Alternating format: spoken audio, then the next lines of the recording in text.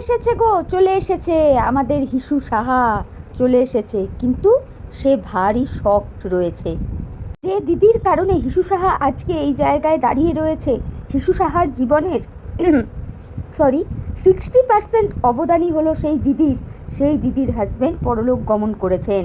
সেই কারণে হিসু সাহা যথেষ্ট শক্ট ছিল। অবশ্যই ওনার আত্মার শান্তি কামনা করি। সেই কারণে হিসু সাহা দিদি আমাদের তার দিদির বাড়িতে ছিল।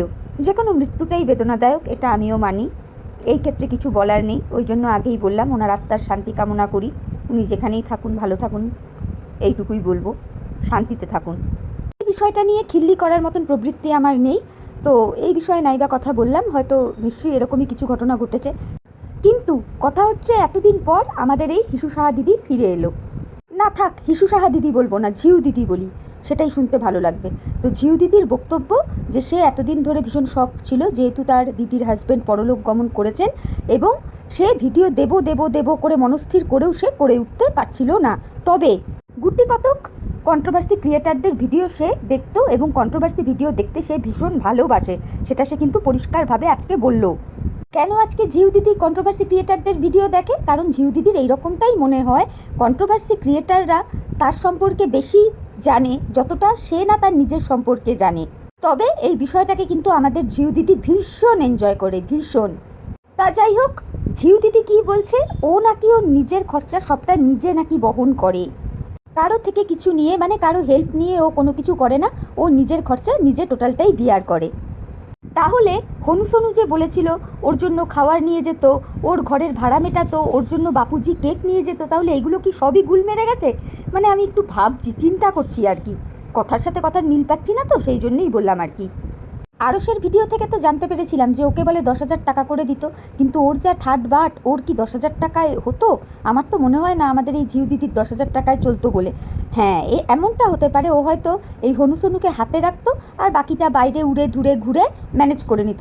তাহলে তো বলবেই, তাই না, যে আমি নিজেরটা নিজের মতোই ব্যবস্থা করে নিই। সেটাও তো একটা কাজ, অবশ্যই।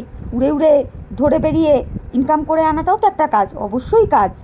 ঝিউ দিদি আমাদের বলছে ও যেই লাইফস্টাইলটা লিড করে সেটা নাকি ও বলে ছোটোবেলা থেকে করে। আমি তো এটা শুনে মাথায় হাত দিয়ে ফেলেছি বন্ধুরা, কি বলবো তোমাদেরকে।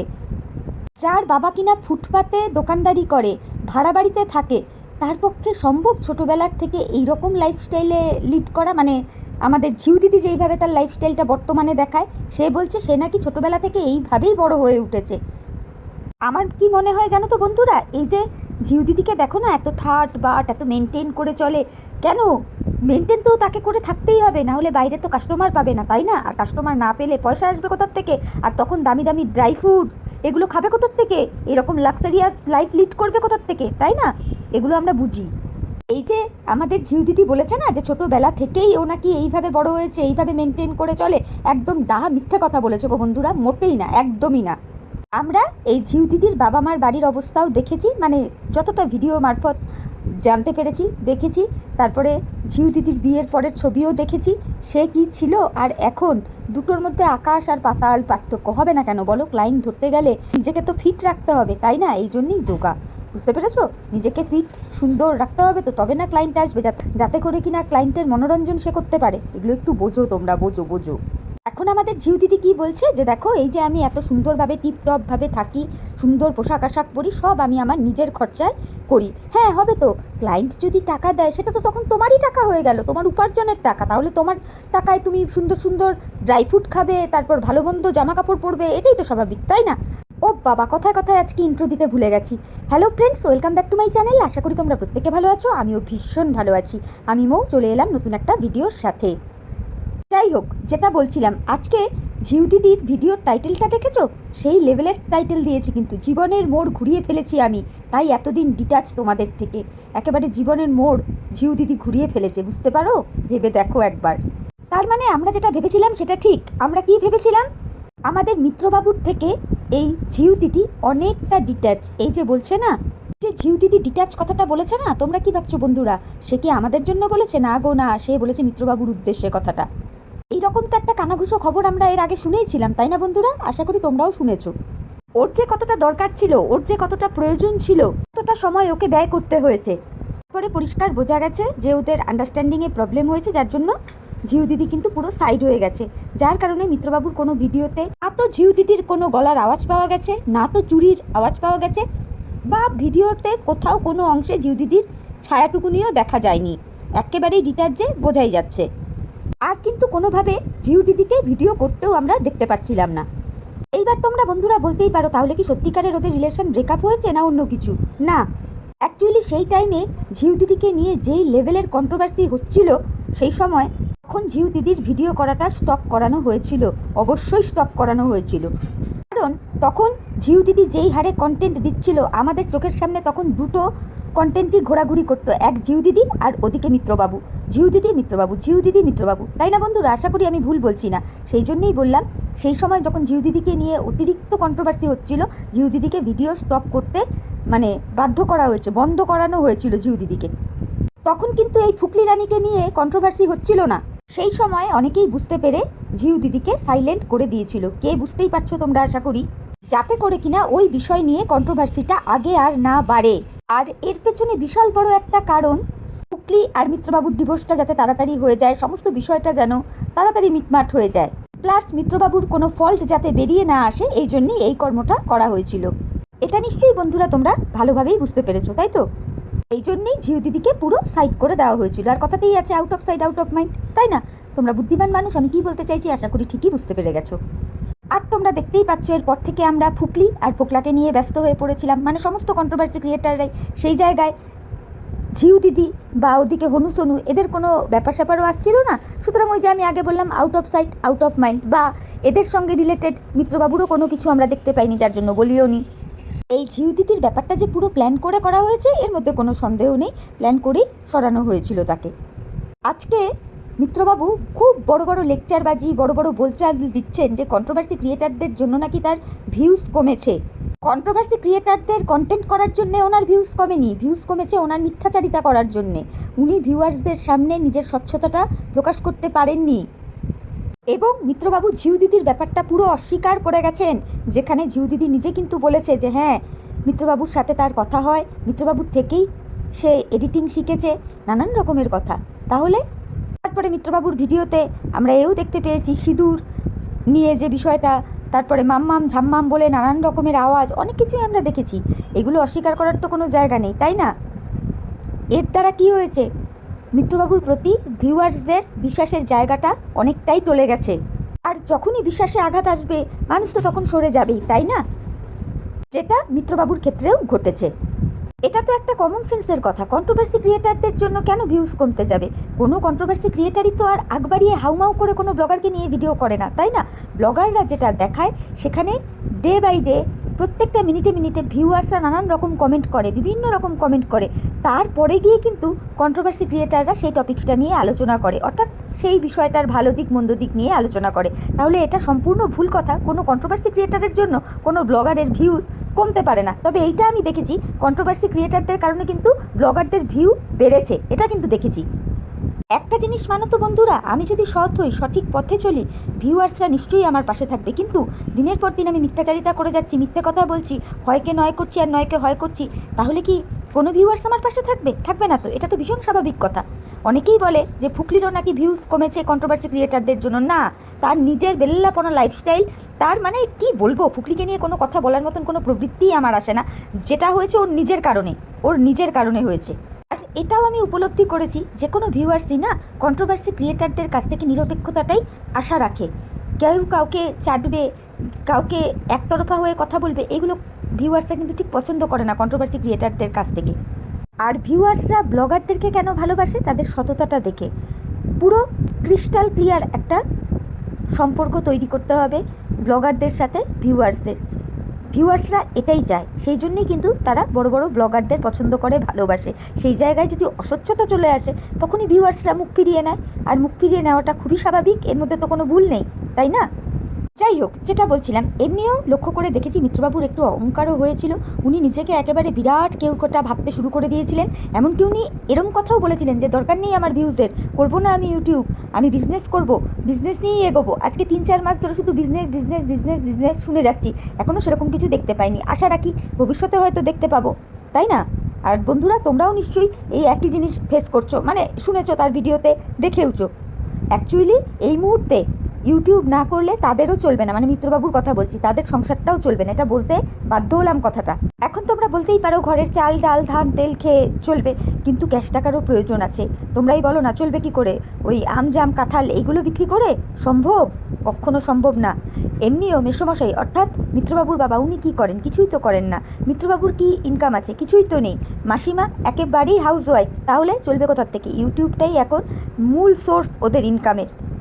ওরা যেই রকম বর্তমানে লাইফস্টাইল লিড করে, ল্যাভিশলি লাইফস্টাইল লিড করে, সেই জায়গায় আমার মনে হয় না ওই আমজাম ডাব নারকেল কাঁঠাল বিক্রি করে ওরা চলতে পারবে বলে। দামি দামি জামা কাপড়, তারপরে রেস্টুরেন্টে গিয়ে খাওয়া দাওয়া, এগুলো মেনটেন করবে কোথা থেকে?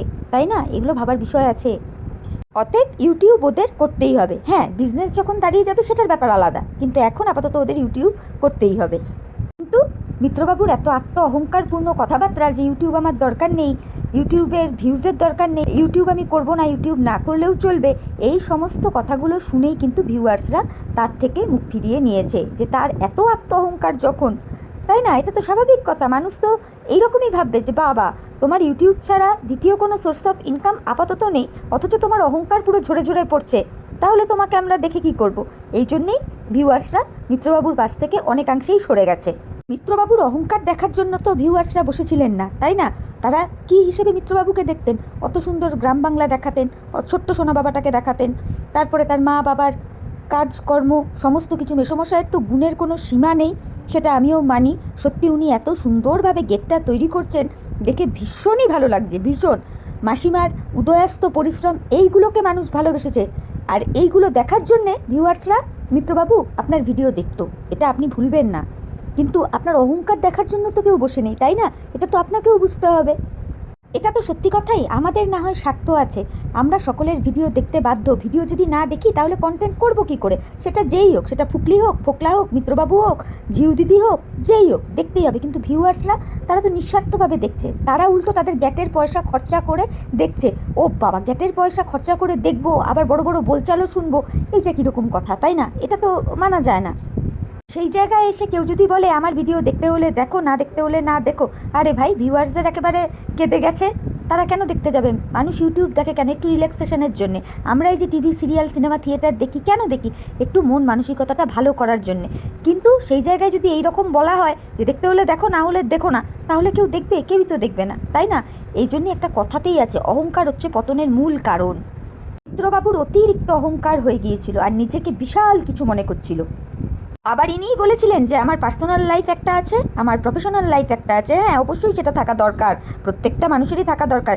কিন্তু বউয়ের সম্পর্কে যে কথাগুলো আপনি ইউটিউবে অন ক্যামেরায় এসে বলছিলেন, সেগুলো তখন আপনার পার্সোনাল ছিল না? একটু চিন্তা করে দেখবেন। তারপরে আরও তো জানতে পারলাম, এই যে বাচ্চার জন্মদিন পালন করলো, সবটাই তো সে তার নিজের পয়সায় করেনি, বিভিন্ন জায়গা থেকে টাকা পয়সা দিয়েছে, বাচ্চাটাকে বিভিন্ন রকম গিফট দিয়েছে। মানে একটা আশ্চর্য রকম না?